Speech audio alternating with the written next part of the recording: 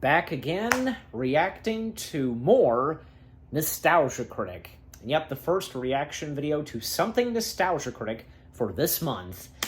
And that's right, you read the title. I am finally, and I've been meaning to react to this for a while, and thus I finally am, and you're watching it. Yep, I'm reacting to the Nostalgia Critic's review of one of DreamWorks' hand-drawn animated features, and definitely an underrated hand-drawn animated feature, and, you know, coming straight from DreamWorks themselves, that being The Road to El Dorado. Yes, El Dorado. Like, you know, as of now, everybody seems to love and appreciate The Road to El Dorado more. Definitely, I feel like it's one of those hand-drawn animated films, right next to, a couple of other, like, hand-drawn animated films that comes, you know, these ones that come straight from Disney, like The Emperor's New Groove, Atlantis the Lost Empire, Treasure Planet, yeah. I don't know, because, like, what about Prince of Egypt? I don't know. I mean, yeah, that too's underrated. You know, in fact, a lot of DreamWorks hand-drawn animated features are underrated. So, you know, alongside with Road to El Dorado, some of the hand-drawn animated features that I named out from Emperor's New Groove, Atlantis, and Treasure Planet, I guess they're right there next to Road to El Dorado, because, you know, they all have grown a cult following, and they have their fans, like me. Yeah. You know, however, like, Emperor's New Groove is kind of underrated, but not really, because, you know, everybody, you know, they always talk about the Emperor's New Groove, you know what I'm saying? So, yeah. But, yeah. And if I recall, I think Doug Walker, that being, yeah, the Nostalgia Critic, he seems to have some appreciation for The Road to El Dorado. I'm pretty sure. I could have sworn, yeah, I saw where, even when just himself, you know, just not him as the Nostalgia Critic, he did the DreamWorks You Wary, if anybody remembers that. Like, Doug is most known for, you know, doing the Disney-cember, but one time he did DreamWorks You Wary, and of course, yeah, he covered this film. But yeah, but finally, because, you know, him as the Nostalgia Critic, you know, reviewing The Road to El Dorado, you know, just look forward to seeing what he has to say. So, and by the way, because the thumbnail is also pretty funny, because, you know, the one, like, El Dorado chick, you know, and who falls for one of the two guys, yeah, Nostalgia Critic's head. That is funny. So, with all that being said, we shall begin this video. Hold on a second. All right, here we go. 3, 2, 1, begin. No sponsor.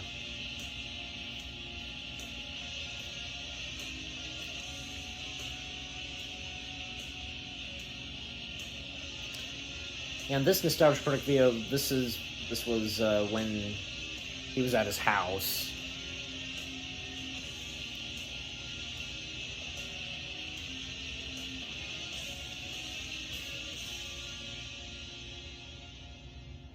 Hello, I'm the Nostalgia Critic guy. Remember it so you don't have to.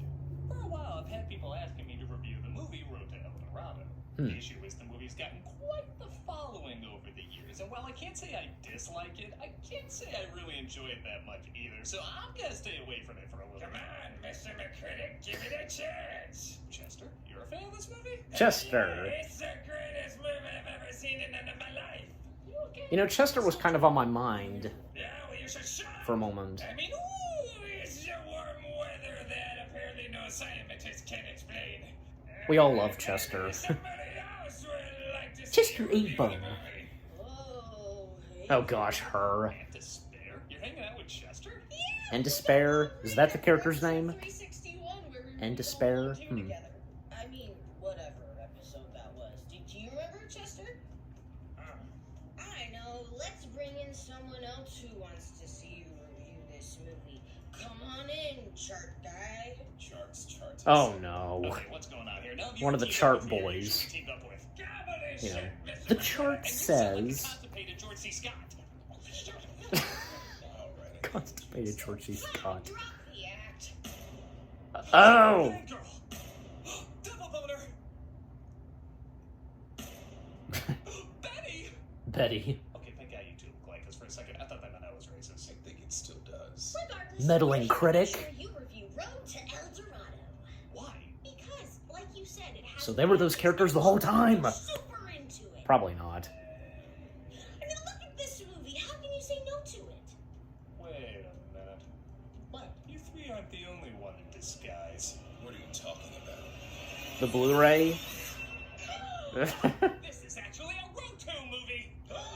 What is that? Yeah, Fury Road or no, those old Bob Hope movies Yeah. with Bing Crosby. Yes. Family Guy did parodies of them. I was thinking of that. Yeah. I'm starting to forget. Yeah, in another week I'm gonna have no memory of that. Gotta make room in the Road to Rhode Island. That was the It's parody what we're song. talking about just for the history. And an ad. Yeah, because Family Guy, yeah, I was thinking of that, and yeah, thanks for bringing that up, Nostalgia Critic. Yeah, Family Guy, they did a parody of that song, Road to Morocco, with Bob Hope and Ben Crosby. That was pretty funny. I even saw, I'm might be still up on YouTube, where someone, like, put the two songs together, Road to Rhode Island and Road to Morocco. Okay, so, yeah, in fact, I've seen a lot of videos of the parodies / references that Family Guy does, and people on YouTube, like, they have done it side by side, you know, showing what it's referencing to, like Stewie doing Rocket Man, I think, Peter Griffin singing a Madonna song, Star Wars, the pinball machine from Sesame Street, you know, counting from 1 to 12. If you know what I'm talking about, yeah, those videos. So, Still fresh. alright, is this one ad? No. You know this band? And an ad for Elvis. No, I'm sorry, Priscilla. Okay, back to it. Where DreamWorks Animation certainly has more of an identity now, with most of the films sticking pretty close to the Shrek design. In the early days, they were still testing the waters. The hand-drawn Prince Well, of Egypt Ants seemed to do well, as did was their the first CGI one. film Ants, and the same could be said for their stop-motion film Chicken Run. Yep. So in 2000, when their next hand-drawn film was said to be inspired by a film series 60 years old, people were confused. The Road 2 movies usually broke the fourth wall, upset the status quo, and led to a lot of zany antics and one-liners. Think of more Why did I not think of The that? series showed live-action people trying to be cartoons, so logically, This was a the parody. premise be a cartoon would make sense.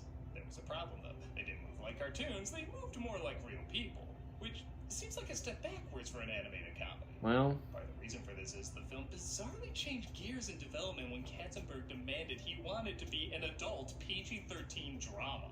After Prince of Egypt seemed so heavy, though, he changed it to a comedy. Then after he realized they'd be missing out on the kid market, they toned it down to a family-friendly PG.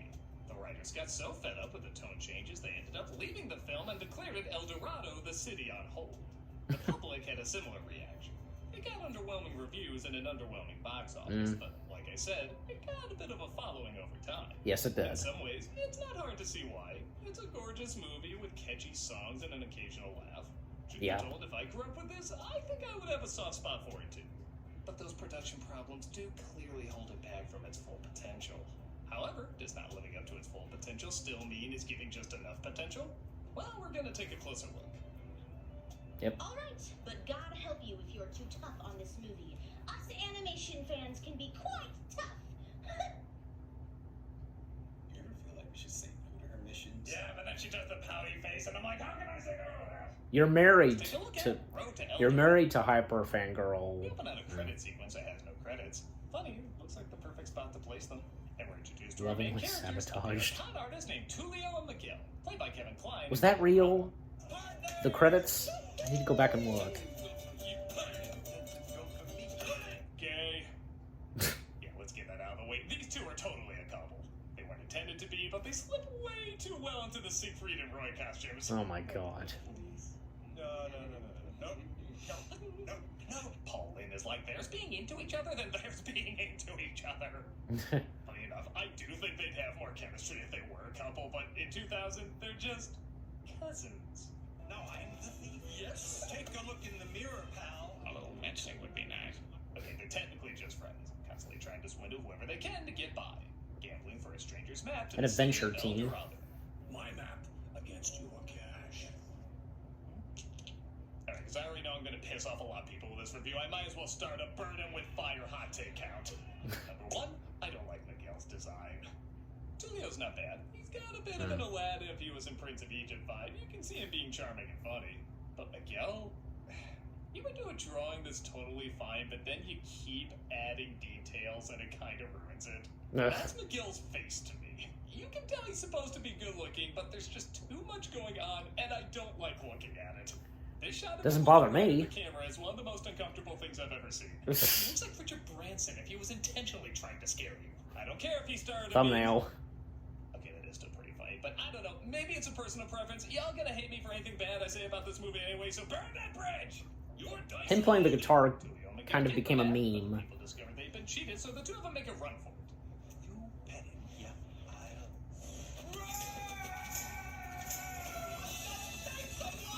Okay, hot take number 2. The animation is gorgeous, but it's not funny. It's interesting because I've talked about how sometimes that zigzaggy, hyper-fast animation can be too much if there isn't enough variation in some anime comedies. Surprisingly, this is the opposite. Everybody It was fine to me in Turning Red. or, ironically, too human.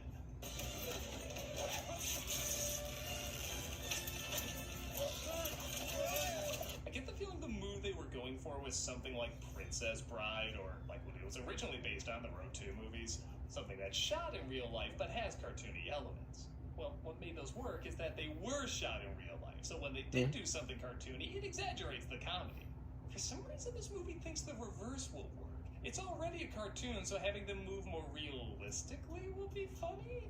Maybe once in a while to emphasize the size or surrealness of something that can work, but honestly, because it's already a cartoon, it needs to move zany. You don't see me complaining about what he said. Across the Spider-Verse is funny, not because they move realistically, even though they do a good chunk of the time, but because in the humorous moments, they move in a fast, exaggerated way we're not used to. Yeah. It keeps us on our toes and the energy high. I really feel In the like right this scene way. would get a bigger laugh if they moved like Hotel Transylvania, with the movements enhancing the energy rather than limiting it. Otherwise, you pretty much get the awkward slapstick from Prince of Egypt. But instead of just lasting 10 minutes, it lasts the whole movie. With that said, there are still a few chuckles from time to time. Yes. we're both in barrels. That's the extent of my knowledge. We are now in the DreamWorks logo. Thank God it involves babiness. It turns out they're accidentally thrown onto the ship of Hernan Cortez, who surprisingly plays a small role given his Jesus Christ history, and he sentences them to slavery. You will be flogged, and when we And that's Jim Cummings. be flogged some more. Right. That is the face of someone who's been flogged before. Come on, you know what you're doing with these two. Send in the next suitor. And an ad. Got my heart soaring. Again, that was, again, that was Jim Cummings voicing him, and good for him. And seeing as how a year later, he would do another voice in another DreamWorks animated film, and we all know what that is. Also, his birthday was recently, so, yeah, a while back. So, yeah, happy belated birthday to Jim Cummings, which, by the way, I happen to have met him, if any of you do or do not know. So, yeah. Yeah, I met the voice of Pooh/Tigger himself. Also, there's Darkwing Duck, Don Carnage, Bonkers, the list goes on. And Ray the Firefly, can't forget about Ray the Firefly. That's one of his top best voice roles, especially in something Disney. So, anyways, alright, so back to it.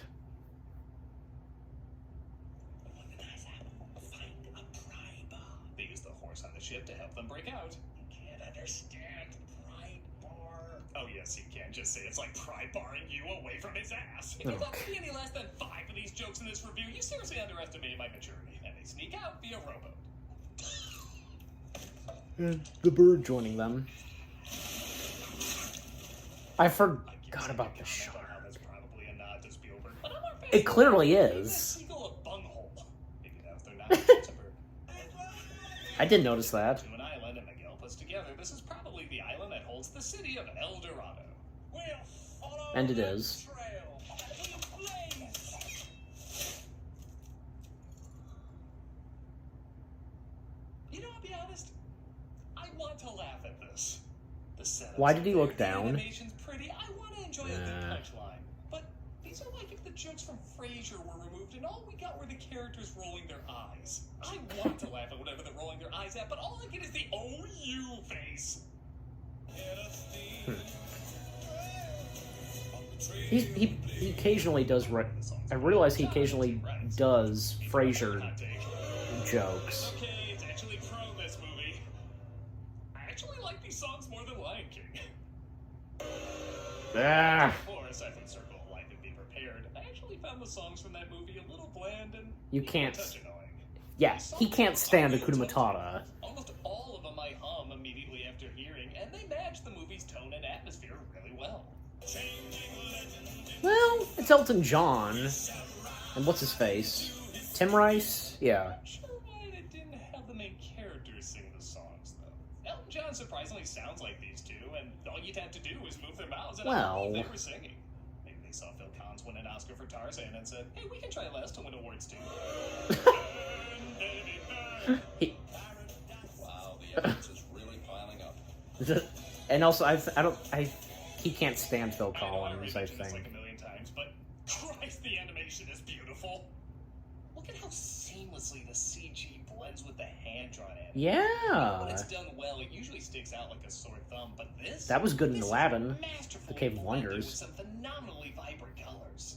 This came out 23 years ago, and admit it looks like a movie that was animated today. That is quite an accomplishment. Hey, that's good luck for an animated Played by film. Rosie Perez, being chased by locals. We're tourists. Rosie Perez, yeah. Tourists. May we go now? Spears. See, that's what I'm talking about. That isn't funny, but can't you see it being funny?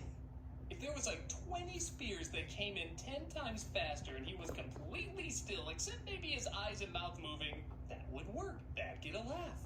This movie is trying so hard to look like an animated epic when really it just needs to try harder to be a funny cartoon. You know those reanimate videos you see on YouTube where they take a scene from something animated and reanimate it? Oh, I yeah. want the budget of this movie given to these people to rework these scenes. On that note, when they are The taking horse it, even- which no surprise is absolutely beautiful, the film does get a little better. The epic size of the animation pays off, and truth be told, Shell adds a lot to the trio. The gods sent me a Yep. vision to bring them tribute from the temple to guide them here. Which brings me to hot take number 4. I think Cho should have been the main character. She so easily could have been a restless princess. She technically is. Parents like a lot of animated ladies, but not only did DreamWorks surprisingly not do that in their hand-drawn films, CG on the other hand, but Shell is legit pretty funny, and her expressions are allowed to go off model a bit for comedy. Yes. Julio and Miguel seem held back by their design. You know, 'cause, like- But Shell gets some really funny reactions. Be gone! Are you serious? Yeah. Their personality, you You know. don't want to go to Spain. Oh, like you don't want me to want to go to Spain. I think of the story. Those two, yeah, they fall for each other. El Dorado, which is already pretty funny, stealing the city made of gold. As she stumbles across these con men she decides to con with, maybe even conning them over. That would have been an interesting spin. Instead, we get the thing where the natives think they're gods and she stays the comic relief to what are pretty much already comic relief. We shall have to unleash our terrible power, and you don't want that. Of course we do. Amanda Sante plays the High Priest, who's a decent villain. I wanted a better story. He has a great Oh, design. yeah, that's great right. expressions, He's a one of great the actor. villains. But he just does exactly what you would think a character like this would do. He wants power, thinks they're gods, finds out they're not gods, and then tries to kill them. I feel like that's most of the movie. People doing exactly what you would think they would do with the jokes you think they would tell. With that said, Jill does put together they're not gods and decides to keep their secret if they include her on their rise to power. Think you're the only ones who dream of better things? Of adventure? You've got your reasons, and I've got mine. Let's credits drop it just as quickly as the movie does. No, really, we never do come back to this. You mind? Only he can see me naked. Write this on my pants, what I will do to him tonight. Damn, PG movie! I don't know how you summed it up in your rating description, but something deserves to be on there. I hardly think I'm qualified. Oh, so they do sing in this. He keeps going back and forth between their singing and some random Elton John guy is singing. Oh, what do I care? The song's a jam. Well, that's happened before in some animated films. I should know. No, really, I apologize. For the next 5 days, you trying to battle this earworm out of your head. Not for me. Good one, good one. Okay, that was good. What great I have to hum this 8 times in order to get that out of Oh my gosh. Okay, There's a way to cut your dishwasher. that's how you do it, because that's where ads are supposed to play, instead of playing it right before a black screen. Jeez, like, it's like a pain, you know what I'm saying? But anyways, again, that was pretty good. That was a pretty good joke, like, the clip from Wrath of Khan. Yeah, it makes sense! It makes sense! So, in fact, you know, since those, what were they called again? You know, that were put in their ears. I can't remember now, but bug-like creatures, you know, that Khan saved, and using them to get into the captain of the Reliant and check off into their ears, you know, forcing them to obey Khan and so on. Yeah, especially because when, like, the captain of the Reliant sacrificed himself, killed himself, but the one creature that was in Chekhov's ear, it came out finally, and I just love that when Kirk just completely vaporized it, literally. So, but yeah, that song, that's like an earworm. Well, not to me, you know, but it's pretty good. And again, there have been some animated films where sometimes, like, the characters would not sing the songs. Instead, the singer would be singing the songs, you know, because, like, you know, from Phil Collins, or in The Lion King, Can You Feel the Love Tonight? Do you get what I'm saying? Like, okay, Simba and Nala are not singing it, but two singers are singing it. You get my point. So, however, you know, with the exception of Timon and Pumbaa singing a little bit of it at the beginning and at the end. So, you know, you get the whole thing. So, alright, so... Is there gonna be a second ad? Yes, there is. But yeah. But what's her face? The Rosie Perez character, isn't she one of the main characters? Like, I don't see why not. It's tough to be no, didn't work. Tulio and Miguel demand a boat be made for them to ascend, which of course is code for escape with a bunch of their riches. Thus the chief, played by Edward James Olmos, says they can make one in 3 days. We just have to lie low. Tulio, this place is amazing. I mean, I wonder what's Wow, we just had a record scratch, folks. Okay, this wasn't quite the death to comedy that is now, but in 2000, this was the somebody stuttering over a big moment scene. Let's go. Let's go. Oh, did you want to start? I'll let you. Next. It's on its way out. Hey, stop. They didn't do it like how it was done in Monty Python and the Holy Grail. You know how the music stopped? Oh yes, that does sound like drunk me.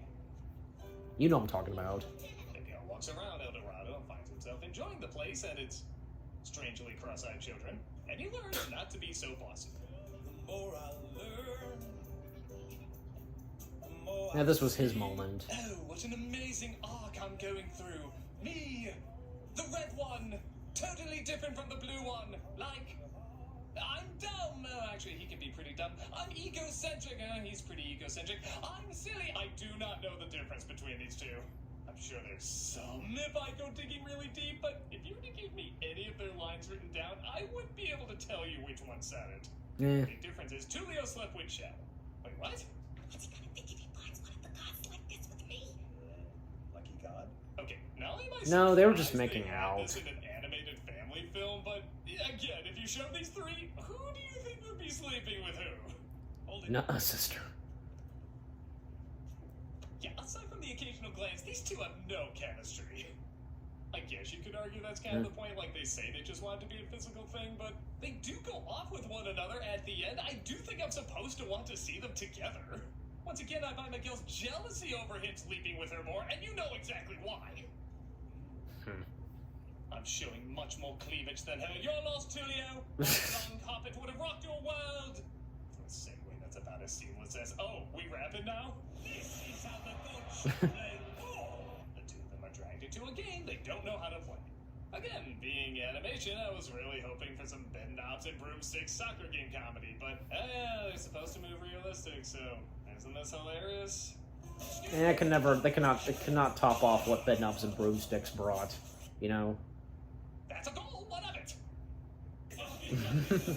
Oh look, their hair is messy. Movie, I wanna like you. I wanna like you. Why are you making it so hard? Oh wait, I'm quoting Miguel's lines again. Well, they'll have to look deep inside themselves to find the strength they never knew they had. Nope, they just cheat. We need a miracle. No, we need to cheat. Okay, I'll admit it. I like that through most of this movie they get away with their schemes and don't learn much of a lesson. That's actually kind of refreshing. There will be no sacrifices. Get out. When the High Priest sees one of them bleed, he puts together they're not gods and summons a supernatural creature to take them out. But not before Miguel has second thoughts about leaving the city. If you wish to stay, you only need to say so. I have to go back with Tulio. We're partners. And I don't know what their laws on partners are here, you know what I mean? My mistake. Dare is human. I like the chief puts together they're not gods and is honestly still okay with them. For a Lyra reveal story, I am glad we don't get that pretentious third act of everybody sulking once the truth comes out. For as many tired tropes as this movie has, the amount it leaves out or even breaks does stop it from being annoying. It's just The horse. dull. But at least it's not annoying, you know. It's still pretty dull. Even when this monster attacks, it looks cool, but there's not a ton of it. This thing clearly should have been the climax of the movie, but instead, it's only on for a minute and a half. I want more of this thing. To its credit, though, it does lead to maybe the biggest laugh. You are not gods. That? Okay. You're not a god? Yeah. It's legitimately hilarious. It is, yeah. In terms I've seen of that kind of style, thing sure, got the before. middle, though, which softens the joke, but screw it, I'll take the laughs I can get. And they knock him into the whirlpool, dumping him out at Cortez. Well, I've learned my lesson. Never follow fake gods. The body of you compels me. My lord. Yep, he thinks these guys are gods now. Man, anyone with a horse can start religion to this dude. Sorry about that, guys. A little bit of technical difficulties. Problem solved. Now let's get back to it. I'm fine. You were Wait a minute. Let me go back a little bit more. Just as Tulio and Shell are about to take off, leaving Miguel behind. Alright. That's good. Just pinch my ass one more time. Fine. You will forever be known as the man who lost this queen. Friends never say. Nope, absolutely nothing. Who's gonna need And an ad. Okay. I forget, because it's been a little while since I've seen Road to El Dorado, so I'm pretty sure, yeah, because he did tag along with them, so, yeah. Alright. Okay. One more ad. And an ad for the Hunger Games prequel, so, okay. By the way, when they wanted to make this film more family-friendly, they reportedly had to draw Shell a lot less sexy. How the hell did she look before if this was the less sexy version? Okay, got it. I don't think that's the case. Cortez to the city, so they have to find a way to block off the entrance. Or as Miguel calls it, the gel. But no. Running too fast. I'm not gonna make it. Why don't we use that magic ship from earlier? Was there really only one guy who knew that magic ship from earlier? If I saw even a fraction of that magic ship from earlier, I'd teach like 1 million people that magic ship from earlier. They tried to destroy the pillars to block it off, of course resulting in Miguel helping out and all the gold being left behind. Get off the boat, Miguel, or you'll never see the city again. You don't think I'm gonna let you have all the fun? Yeah, I just because... discovered what Armadillo is, and I have plans for us. That's right. Miguel's here to be the climax in this anti-climax. Yeah, Miguel did. An action scene that has some pretty good water animation for the time. I guess they had plenty of practice. But it's basically over before it starts. The entrance vanishes and Cortez gives up pretty quickly on the whole quest for El Dorado thing. There is will search to the ends of the earth, but it's Thursday, practically Friday. Let's just margarita and chick flicks. We end on another huge laugh. Yep. Funny. And the movie finally wraps up. So, what's the final verdict? Well. It's hard to say it's a bad movie. Indeed. It's just harder to say it's a good movie. I want to get into this film. I want to be on board with the following it has because there is a lot to admire. The animation is stunning. The premise is inventive enough. The cast is good. The songs are memorable. It just falls short in the charm and humor category, which is a big problem when you're trying to do a comedy adventure. But like I said, when the jokes don't work, they're not awful or annoying. I can think of a lot of comedies that I would hate to rewatch, and this isn't one of them. But it is slow and awkward. The film is like a less offensive Eight Crazy Nights. Beautiful drawing style that might actually be too good. It needs That to came be out safe, 2 years it needs to after be Road to faster, El It Dorado. needs to be riskier. If you want a movie that had a similar production history but achieved bigger laughs, I'd check out The Emperor's New Groove. That also started out as a drama and transitioned into a comedy, but good God, it went all the way with it. And okay, I'm not gonna And thus I mentioned Emperor's New Man, Groove. imagine that style with this story. Can you just see it working better? Can you see these lines and that slapstick really getting some belly laughs if there was a lot more energy and fast time? As is, though, I still respect what's trying to do. Be a swashbuckling adventure with some good laughs. Yep. But when something starts off as a fourth wall-breaking comedy, then an adult drama, then a family-friendly adventure, it's not surprising we got what we got. But with that said, it is kind of impressive we got what we got. This film could have been a disaster, and it's definitely not that. There's much to admire in it. Like I said, luckily if I was a kid who didn't grow up with these tropes yet, I'd probably love it and have a soft spot for it as an adult too. But because I didn't, I see it as an awkward, but still noble, attempt at a comedic adventure. Yeah, good point. Good point, Doug. Fine, I guess we can let that slide. Yes, but God help you if you say anything good, bad about this movie in the future. Sorry, Hyper. I guess we don't get into these movies as much as you do. It's okay. I'm paying you either way. That's a good point. You're not paying me. Well, you're my husband. Yeah, exactly. Be married to yours in shape. See? I'm a nostalgia guy, remember? So you don't have Okay. We're partners. Ended off with that, so... this month for kids. Okay, charity shout-out, and that's it. Okay. Well, that was pretty good. A decent, not bad review on Road to El Dorado, and yeah, the fact that this animated film is heavily mixed, no doubt about it.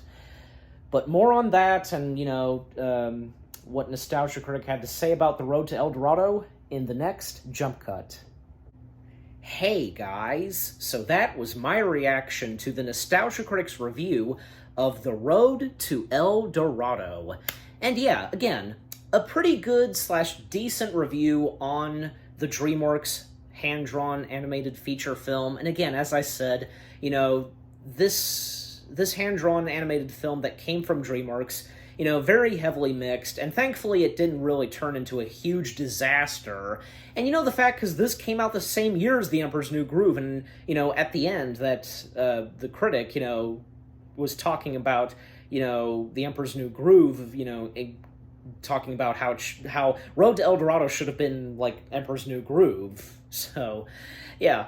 But, they're their own hand-drawn animated films. Do you know what I mean? Just, yeah.